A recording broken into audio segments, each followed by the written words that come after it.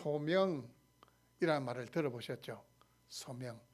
하나님께서 자신의 일을 위해서 어떤 사람을 세워 그 일을 감당하게 하는 것이 소명입니다. 소명. 목사가 되려면 신학대학원을 졸업을 해야 됩니다. 제가 신학대학원을 입학할 때에 면접을 했습니다. 면접을 2번 합니다. 제가 소속되어 있는 노회의 목사님들하고도 면접을 해야 되고, 또 시험을 치고 교수님들하고도 면접을 하는데, 면접을 할 때 꼭 물어보는 질문이 있습니다. 그럼 무슨 질문을 할까요? 어떤 질문을 꼭 해야 할 것 같습니까? 이 질문은 반드시 합니다. 네가 왜 목사가 되려고 하느냐? 그게 뭡니까? 그게 소명이에요. 근데 소명이라는 데는 이제 목사가 되는 이 소명에는 외적인 소명이 있고 내적인 소명이 있습니다. 외적인 소명은 우리가 이렇게 젊은이들을 보면 저 청년은 목사가 되면 정말 좋겠다 그런 사람들이 있잖아요. 그럼 이제 지나가는 말로 형제는 앞으로 목회를 하면 참 하나님이 기뻐하실 것 같다 이런 말을 사람들이 하게 되잖아요. 그게 소위 말하는 외적인 소명이에요. 그럼 내적인 소명은 뭐냐?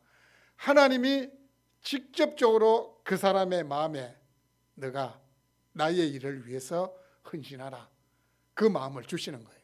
기도할 때 주시든지, 아니면 말씀을 읽고 있을 때 주시든지, 아니면 드물게도 직장에서 막 일하고 있는데 어느 순간 내가 주의 일을 해야 되겠다, 이런 부르심을 받는 것이 소명입니다. 그런데 종교개혁자 칼빈은 그런 이야기를 했습니다. 목사직만 하나님이 소명하시는 것이 아니고 일반 성도님들이 직장 생활을 하는 것도 하나님의 소명이다. 여러분 들어보셨죠? 직업 소명설. 직업 소명설을 이야기합니다. 왜 칼빈이 일반 성도들이 감당하고 있는 그 모든 일도 하나님이 불러서 감당하게 하신 것이다 라고 이야기했냐면, 창세기 1장 28절 말씀을 보시면 하나님이 그들에게 복을 주시며 그들에게 이르시되 생육하고 번성하여 땅에 충만하라. 땅을 정복하라. 바다의 물고기와 하늘의 새와 땅에 움직이는 모든 생물을 다스리라.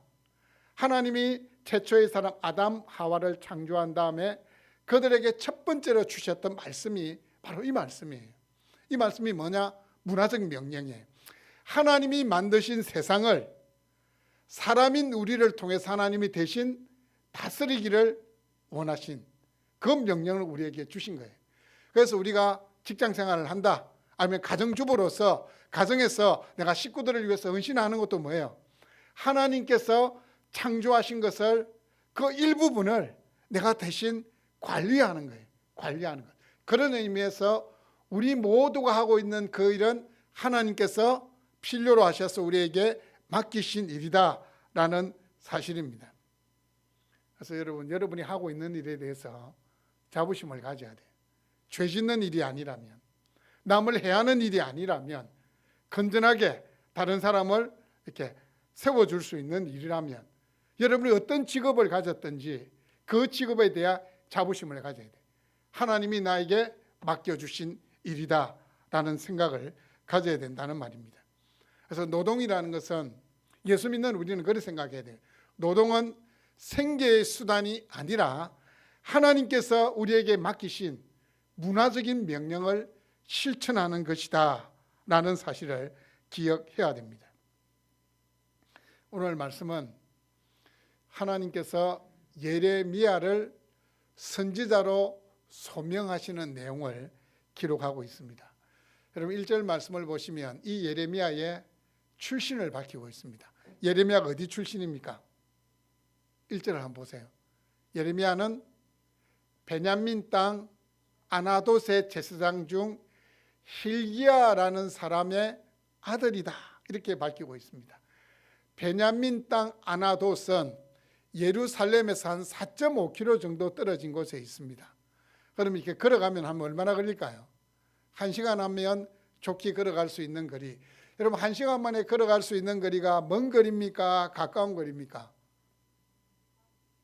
지금이야 우리가 차가 있으니까 멀다 이래 하지만 예전에 제가 어릴 때만 해도 차가 없던 시절에는 1시간 정도는 그냥 걸어 다닙니다. 한두 시간은 그냥 걸어 다녀요. 아주 가까운 거리예요. 예루살렘에서 가까운 거리인데, 그런데 이제 이 예레미야의 아버지였던 hil기야가 누구냐? 요시야 시대 때 대제사장의 이름이 hil기야입니다. 그런데 대부분의 학자들은 요시야 시대 때 대제사장이었던 그 hil기야를 예레미야의 아버지로 보지 않습니다. 그럼 이 hil기야가 또 어디에 나오느냐 하면 다윗 시대 때에 다윗이 이제 나이가 들어서 노쇠한 상태입니다. 아직 왕이 결정되지 않았는데 하나님의 마음은 솔로몬이었습니다. 그런데 다윗의 아들이었던 아도니아라는 자가 반란을 일으킵니다. 반란을 일으키는데 그때 제사장 중에 한 명이었던 아비아달이라는 이 제사장이 이 다윗과 함께 했거든요. 다윗 초창기 때부터 함께 했는데 이 아비아달이 뭘 이렇게 잘못 생각을 했는지 아도니아가 볼 때는 이 솔로몬보다 훨씬 왕으로서의 그런 외적인 모습을 갖추고 있었던 것 같아요. 솔로몬은 이제 나이 가슴을 넘은 어린 아이였고 아직 젊은 청년이었고 이 아도니아는 그래도 늠름한 대장부였던 것 같아요. 이 아도니아가 이 다윗을 이어서 왕이 되기에 적합한 사람이다 그래 생각하고는 이 아비아달이 이 아도니아에 가서 붙어버린 거예요. 아도니아의 편이 돼버린 거예요. 결국은 이 이스라엘의 왕이 누가 됩니까? 솔로몬이 되잖아요. 솔로몬이 왕이 되고 나서 이 아비아달을 불러서 어디로 보내느냐? 너의 모든 직을 내려놓고 고향으로 돌아가라. 그 고향이 어디냐? 베냐민 땅 아나돗입니다. 아나돗. 그래서 이 예레미야는 이 아비아달 제사장의 후손일 것이다 그렇게 생각을 합니다. 여러분 생각해 보십시오. 만약에 이 예레미야가 이 아비아달의 후손이었다라고 하면 이 예레미야는 지금 어떤 사람입니까? 신분적으로 출신적으로 좋은 사람입니까? 아니면 아주 우리가 생각할 때는 이 출신의 배경이 좋지 못한 사람입니까? 좋지 못하잖아요. 실패한 가문이고 몰락한 가문이잖아요. 제사장으로서 이 예루살렘에서 성전을 섬긴 게 영광인데 그 왕의 측근으로서 섬겼는데 하루아침에 쫓겨나가지고 고향 땅으로 그게 지금 보면 뭡니까? 유배 보내신 거예요. 실패한 제사장 가문의 출신이 바로 이 예레미야예요. 그리고 지금 이 남유다는 지금 요시야가 왕인데 이 남유다는 누가 지금 다스리고 있습니까? 누가 왕입니까?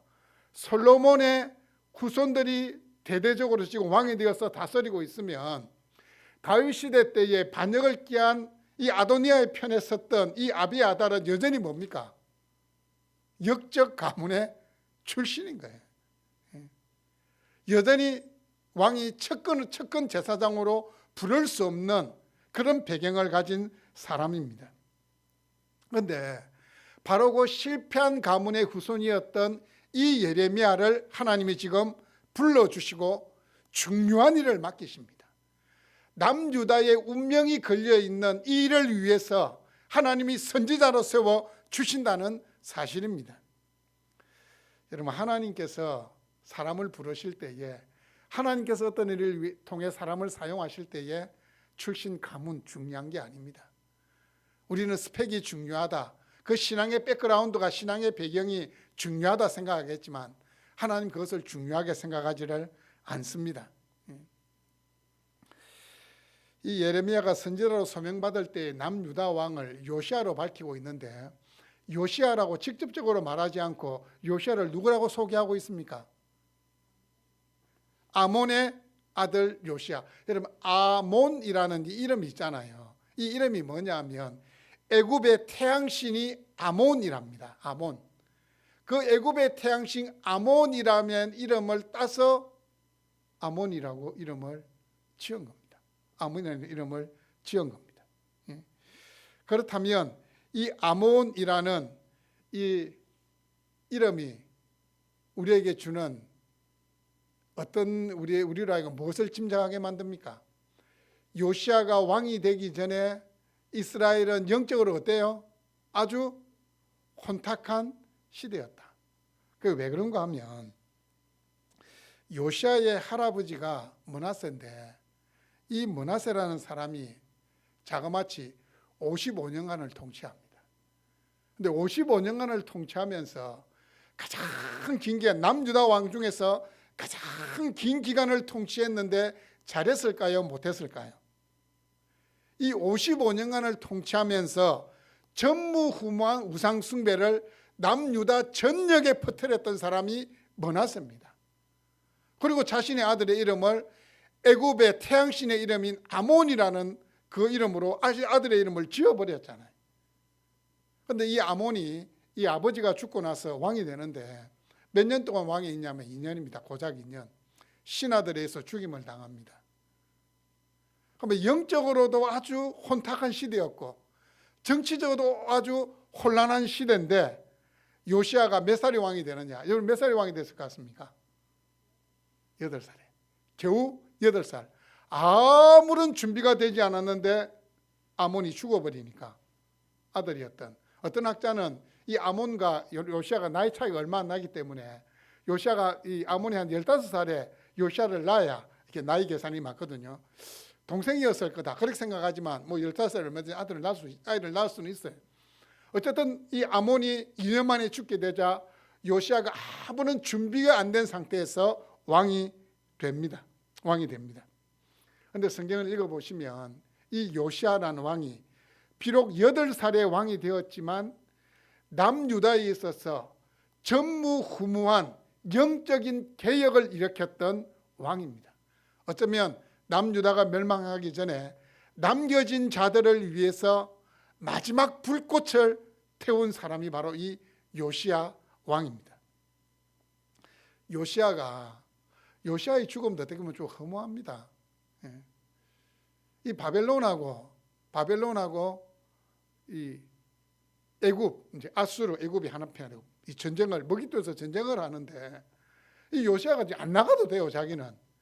자기가 출전을 해가지고 이 애굽 왕을 막으려고 하다가 뭐 때문인지 모르겠습니다. 요시아가 왜 애굽에 대해서 애굽이 옛날 우리 조상들을 430년간 종살이를 시켰다. 그것 때문에 그런지 모르겠지만 그냥 자기들끼리 전쟁하도록 놔두면 될 건데 나가서 애굽과 전쟁하다가 거기서 전사하고 맙니다. 아주 어떻게 보면 참 험하게 죽게 돼요. 그리고는 그의 아들이 여호아하스라는 아들이 왕이 됩니다. 여호아하스가 왕이 되어서 몇 개월 왕위에 있느냐? 고작 3개월. 3개월 왕이 있고 애굽의 바로 느고라는 사람이 남유다에 쳐들어와서 어떻게 해요?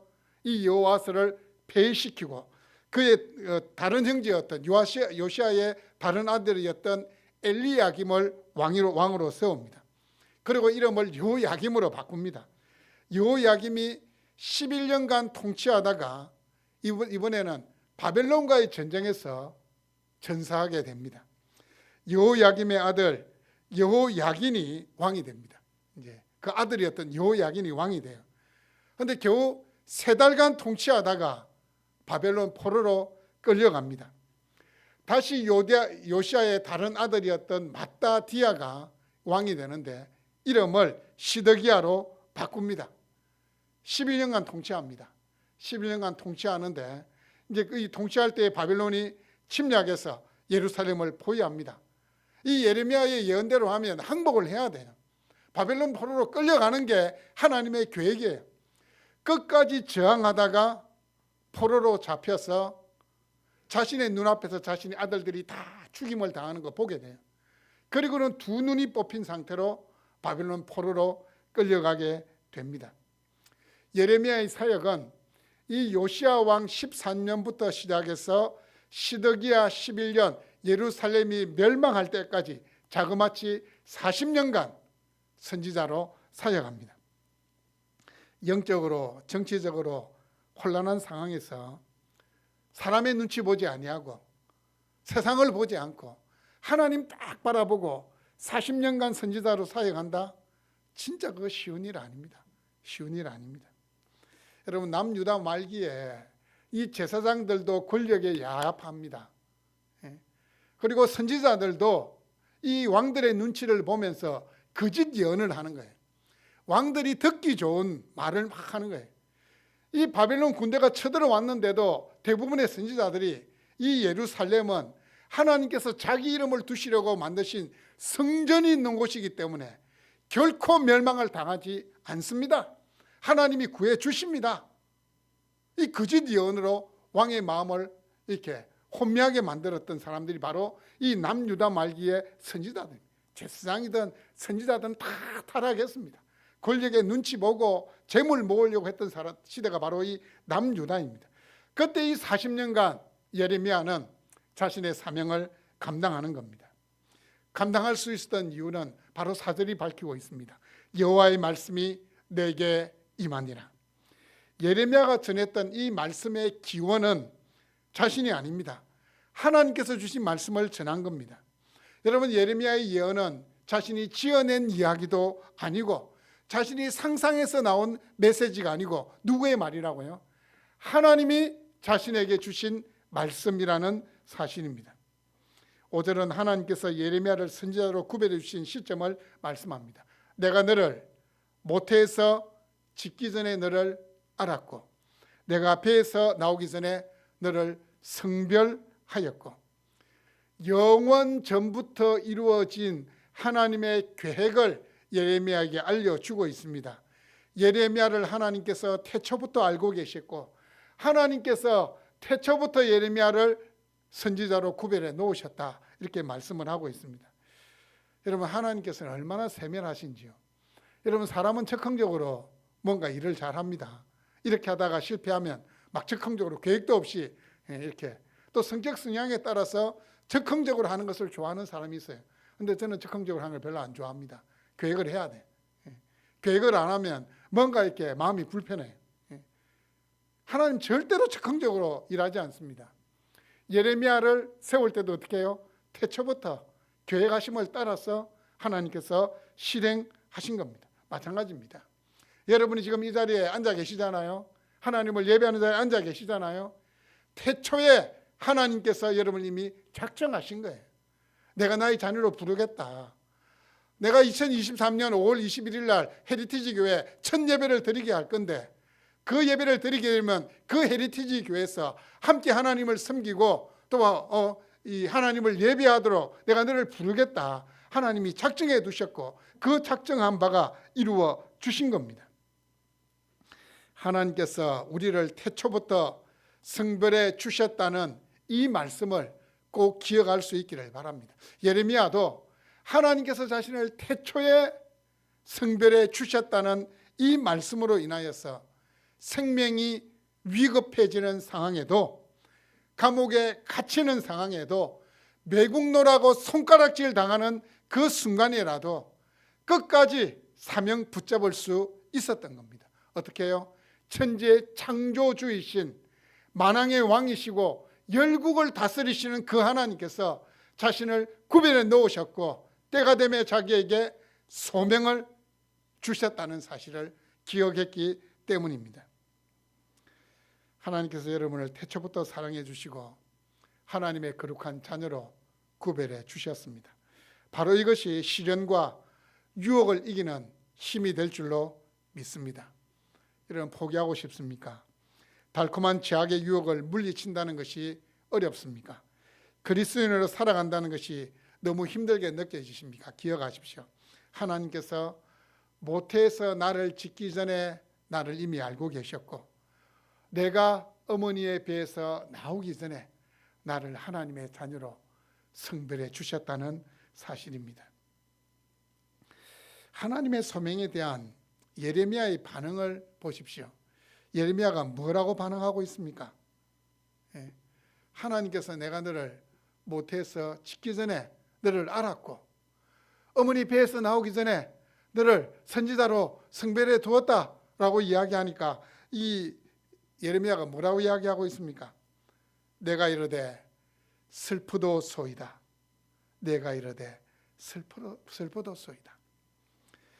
잊혀져 살던 제사장 가문의 사람이 축복의 말도 아니고 심판의 메시지를 전하는 그 사명을 받는 받은 선지자로 세움 받으니까 지금 이 예레미야의 마음이 어떻겠습니까? 너무 두려운 거예요. 너무 두려우니까 이게 슬프기까지 한 거예요. 주 여호와여 보소서, 나는 아이라 말할 줄을 알지 못하나이다. 여러분, 이와 비슷한 말이 어디 나옵니까? 어떤 사람이 이와 비슷한 말을 했죠. 출애굽기 4장 말씀해 보시면 하나님께서 모세를 불러서 이 애굽 왕 바로에게 보낸다, 이렇게 하나님께서 말씀했을 때에 이 모세가 뭐라고 이야기하냐면, 하나님, 나는 본래 말을 잘 못합니다. 나는 입이 둔한 자입니다. 입이 혀가 뻣뻣하고 둔하기 때문에 무슨 말을 해야 될지를 모릅니다. 이렇게 이야기를 했어요. 참 반응이 참 비슷합니다. 우리도 마찬가지잖아요. 예. 제가 여러분에게 어떤 일을 이렇게 맡기면, 아이고 목사님, 나는 못합니다. 나 말고 다른 사람 맡기세요. 뭐 그런 분위기입니다. 지금 예레미야가 지금 슬프도소이다. 나는 아이입니다. 나는 어리기 때문에 인생 경험이 많지 않기 때문에 이 사람들 앞에 서가지고 그 말을 한다는 게 하나님 너무 두렵습니다. 너무 두렵습니다.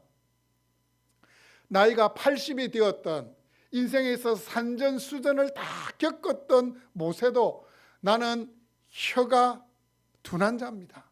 입술이 뻣뻣해서 말을 못합니다 라고 말할 정도인데, 여러분, 이 예레미야가 지금 선지자로 소명받았을 때 나이가 몇 살쯤 됐을까요? 한번 이야기해 보세요.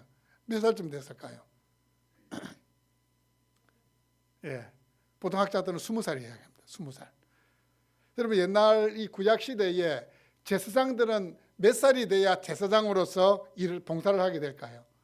제사장은 몇 살에 봉사를 했을까요? 제사장은 몇 살일까요? 예수님께서 공생애를 시작하신 나이가 몇 살입니까? 30. 제사장은 30살에 제사장의 직무를 수행하게 됩니다. 예수님 우리 대제사장이잖아요. 그 나이가 그냥 30이 아닌 거예요. 제사장은 30이 돼야 제사장의 직무를 감당하는데, 지금 예레미야가 제사장 가문이지만 30도 아니고 나이 몇 살입니까? 20살에. 제사장은 그냥 말씀을 가르치고 예배를, 제사를 집례하고 하면 되지만, 선지자는 뭡니까? 사람들한테 가가지고 하나님께서 주신 말씀을 전해야 되는 거예요. 얼마나 떨리겠습니까? 또 자신의 가문을 생각하면, 몰락한 제사장 가문의 사람이 나서가지고 이야기하면 네 집안이나 돌봐라, 세상 말로 네 꼬라지나 알아라, 이렇게 손가락질을 할 수도 있습니다. 하나님께서 말씀을 주시는데 몰락한 가문이 너희 가문에게 그 말씀 주시겠냐, 이렇게 이야기할 수도 있다는 겁니다. 얼마나 부담되겠습니까? 제가 전도사 사역을 시작했던, 첫 사역을 시작했던 나이가 23살입니다. 일찍 시작했죠. 23살에 시작했습니다. 그때 첫 부임하고 뭐 이제 주일학교 설교하고 중고등부 설교하고 이제 주일 오후 예배 설교를 목사님이 저에게 맡기더라고요. 제가 23살에 설교를, 첫 어른 설교를 했습니다. 그때 제가 어떻게 됐을 것 같습니까? 앞을 쳐다보지를 못하겠더라고요. 이 모든 분의 시선이 막 저를 향하고 있어가지고, 그래서 막 이렇게 원고를 보고 막 이렇게 막 읽다가 막 쳐다보다가 했는데, 설교를 몇 분 만에 마쳤겠습니까? 네, 설교를 몇 분 만에 마쳤을까요? 아닙니다. 네, 15분 만에 설교를 마쳤어요. 설교를 마치고 내려오니까 성도님들이 막 인사를 하는데, 몇 분에 아이고 전도사님 은혜 받았습니다 이렇게 하더라고요. 그 말이 제가 어떻게 알아들었을까요? 목사님은 40분 50분 설교하는데 제가 15분 아주 짧게 설교하니까 그게 이제 좋아가지고 은혜 받았다, 그렇게 이야기한 거예요. 이게 성도들 한 100명밖에 안 되는 성도들 앞에서 그 오예배 설교하는 것도 너무 부담이 돼가지고 앞에 쳐다보지 못할 정도로 15분만 설교하고 내려왔는데, 이 예레미야 선지자는 하나님으로부터 메시지를 받아서 정치적으로 영적으로 암울한 그 시대에 이 완악해 있는 그 백성들에게 이 축복의 말을 전하는 것도 아니잖아요. 남유다가 멸망한다, 회개하라, 이 심판의 메시지를 전해야 되니까 얼마나 마음에 두려움이 있겠습니까? 그래서 하나님 슬픕니다. 나는 아이입니다. 말할 줄을 모릅니다 라고 거절하고 있는 겁니다. 누가 이 상황에서 주여 내가 여기 있나이다 나를 보내소서라고 이야기할 수 있겠습니까? 부귀영화를 누리는 길이 아니잖아요. 환영받지 못하는 길이고 또 천대받고 멸시받는 길이고 어쩌면 돌에 맞아 죽을 수도 있는 길이기 때문입니다. 예레미야 생각에는 자신보다 훨씬 출신 배경이 좋고 스펙이 좋은 사람이 더 적합합니다 이 말을 하고 싶었을 겁니다. 소명을 받아들일 것을 우리 하나님께서는 강권적으로 명령하시고 격려하고 계십니다. 7절 말씀입니다. 여호와께서 내게 이르시되 너는 아이라 말하지 말고 내가 너를 누구에게 보내든지 너는 가며 내가 내게 무엇을 명령하든지 너는 말할지니라. 여러분 하나님께서 세우시면 우리의 약점, 우리의 연약함 문제가 되지 않습니다. 자신의 말이 아니라 하나님의 말씀을 전하면 되기 때문입니다. 하나님의 부르심 앞에는 아멘과 순종만 있을 뿐입니다. 어린 예레미야의 마음을 뒤덮고 있는 것은 두려움입니다. 하나님은 그 두려움을 이 말씀으로 없애라고 말씀하십니다. 너는 그들 때문에 두려워하지 말라. 내가 너와 함께하여 너를 구원하리라. 나 여호와의 말이니라. 정확하게 지금 예레미야의 마음을 들여다보시고 너는 그들 때문에 두려워하지 말라라고 말씀하십니다. 예레미야가 두려워할 필요가 없는 이유가 뭡니까? 무엇 때문에 두려워하지 말라고 말씀하십니까? 내가 너와 함께하여. 여러분 이것보다 더 든든한 백그라운드가 어디 있습니까? 천지의 창조주요 만국을 다스리시는 하나님이 함께 하시겠다고 말씀하고 있습니다. 여러분 하나님의 백성들은 다른 것에서 위로와 안정을 누리는 것이 아니고 하나님이 지금 나와 함께 하신다. 하나님이 지금 나와 함께 하신다. 그 사실 때문에 위로받고 안정을 누릴 수 있어야 됩니다. 정말 까무러칠 정도로 놀라는 그 엄청난 사고를 만나더라도 어떻게 해요? 하나님이 지금 이 순간에도 나와 함께 하신다는 사실을 기억하셔야 됩니다.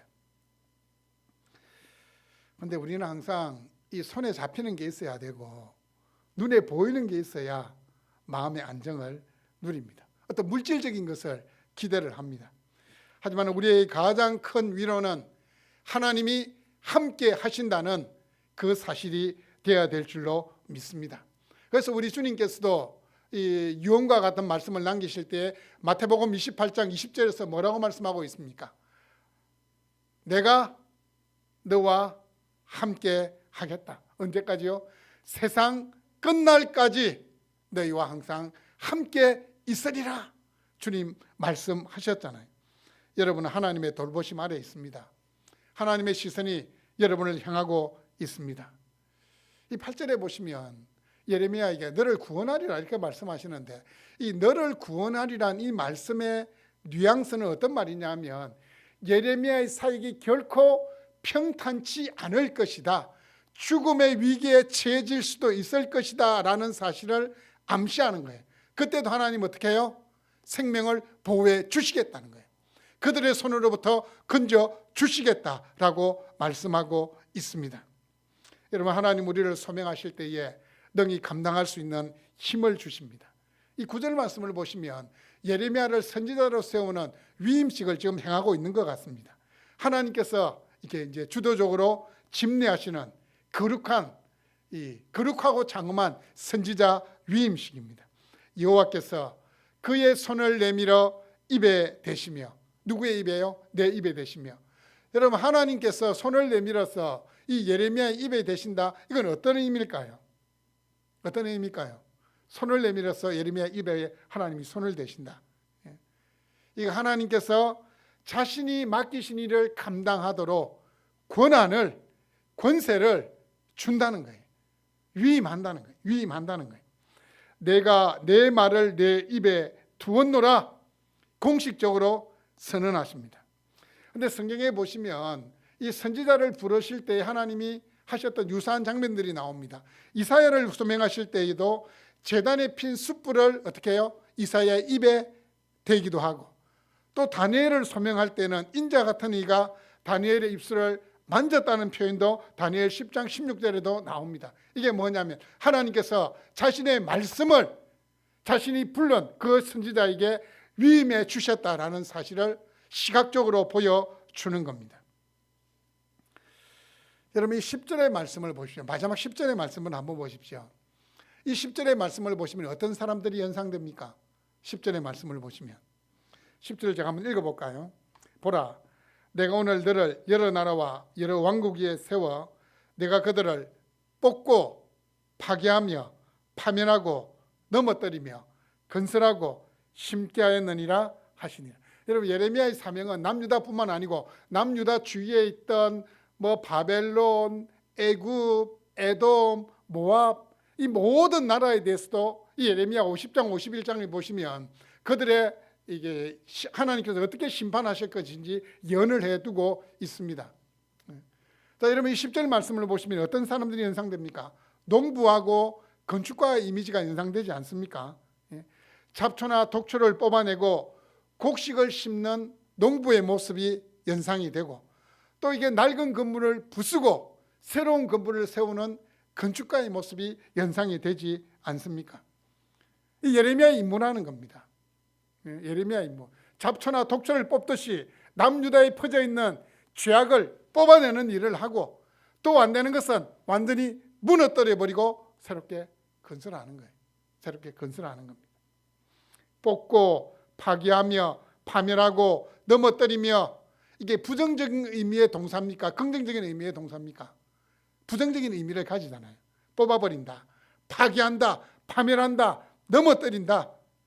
이 부정적인 동사를 4개 사용한다는 것은 어떤 의미가 있냐면 남유다뿐만 아니라 이 남유다를 둘러싸고 있는 이 주변에 있는 나라들을 향해서도 이 예레미야가 심판의 메시지를 전하는데 이 남유다를 둘러싸고 있는 이 나라의 우상 숭배와 도덕적인 타락이 더 극심하다는 사실을 그리고 하나님께서 그 나라를 심판하시는 그 심판이 참혹할 것임을 보여주기 위해서 부정적인 동사 4개를 연속적으로 사용하고 있습니다. 뽑아버리겠다, 파괴해버리겠다, 파멸해버리겠다, 넘어뜨리겠다 이렇게 사용을 하고 있는 겁니다. 열방에 대한 심판은 다시 건설하고 심기 위함입니다. 그 길이 가시밭길이라도 걸어가야 하는 이유는 하나님께서 불러주셨기 때문입니다. 사랑하는 성도 여러분, 예레미야의 사명은 인간의 힘으로는 도무지 감당할 수 없습니다. 손가락질 받고 비난받고 어쩌면 생명의 위협을 당할 수도 있는 고난의 길입니다. 그래서 예레미야는 자신은 아니다, 나는 부족합니다, 나는 자격이 없습니다라고 거절했습니다. 하지만 하나님께서는 두려워하지 말라, 내가 너와 함께 하리라는 말씀으로 예레미야의 마음을 격려해 주셨습니다. 담대함을 주셨습니다.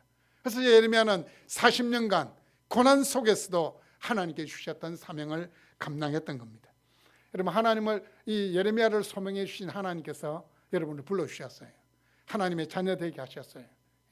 여러분을 하나님의 자녀로 살아가게 하셨어요. 여러분 예수 믿고 하나님의 자녀로 살아간다는 것이 결코 쉬운 일이 아닙니다. 제대로 예수 믿는 사람으로 이 세상을 살아간다는 것은 진짜 어렵습니다. 그래서 유혹을 받아요.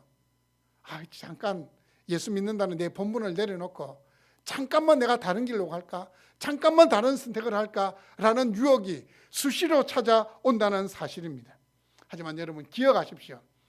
우리를 태초부터 구원해 주시고 우리를 복중에 짓기부터 우리를 성별해 주신 하나님께서 지금 우리와 함께 하시는 거예요. 우리가 하나님의 자녀로 살아갈 힘을 주고 계시는 거예요. 그리고 우리에게도 말씀하십니다. 너는 아이라 말하지 말라. 내가 너를 보내리니 내 입에 내 말을 두리라. 하나님이 우리를 부르실 때에는, 하나님 어떤 일을 맡기실 때에는 너희 감당할 수 있는 힘을 주십니다. 사랑하는 여러분, 믿음의 자녀로 살아가는 것이, 믿음의 길을 걸어가는 것이 고단하게 느껴질 그때라도 여러분 마음속으로 이렇게 고백하시고 선언할 수 있기를 바랍니다. 주여, 나는 부족하고 약하지만 주님께서 나와 함께 계심을 믿습니다. 주님이 부르셨기에 어디에 있든지 누구를 만나든지 어떠한 환경에 처하든지 거룩한 하나님의 자녀로 살아가겠습니다. 이 고백이, 이 결단이 여러분을 하나님의 자녀로 불러주시고 대한민국 땅에서 살아가게 하신 그 하나님의 부름에 응답하는 고백이요 결단이 될 수 있기를 바랍니다. 아멘.